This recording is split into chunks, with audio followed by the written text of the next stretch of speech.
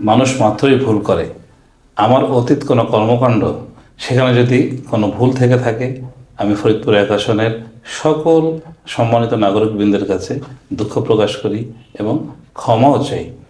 আমি মনে করি যে অদ্ভুত প্রকাশ নয়, বরং বিনয়ের মাধ্যমে সবাইকে নিয়ে ঐক্যবদ্ধভাবে একটি আধুনিক এবং শান্তির ফরিদপুর ১ গঠন করাটা অতীব জরুরি। আমাদের আগামী যে প্রজন্ম, বর্তমান যে তরুণ প্রজন্ম, তার জন্য একটি বাসযোগ্য ফরিদপুর ১ আসন আমাদের গড়তে এই বিনয়টা অতীব জরুরি। এটাই আমার কাছে সব সময় মনে হয়েছে। আমার অতীতের সামাজিক কর্মকাণ্ডগুলো আপনারা লক্ষ্য করবেন।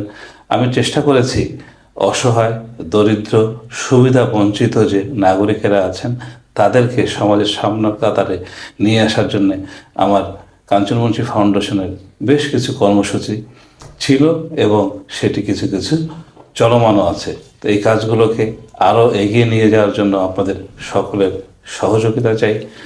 আগামী জাতীয় সংসদ নির্বাচনে ফরিদপুর ১ আসনে আমি স্বতন্ত্র প্রার্থী।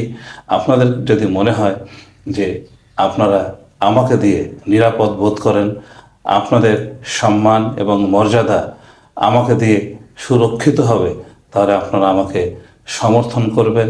আপনাদের সকলকে সাথে নিয়ে আমি একটি আধুনিক এবং সমৃদ্ধশালী ফরিদপুর ১ গড়তে চাই। সবাই ভালো থাকবেন।